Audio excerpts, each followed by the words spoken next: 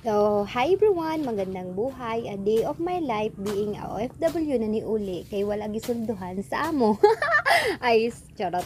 For this video guys, kay naghuman naman tag kuan luto sa atong gamay negosyo, manghagbas na pudad sa palibot nato kay para malimpyo og nindot pud tan-awon ang atong palibot. So, na nagwara-wara na ta dira Tapos nagmekos-mekos na ta dira kay para nindot pud ang atong palibot ani.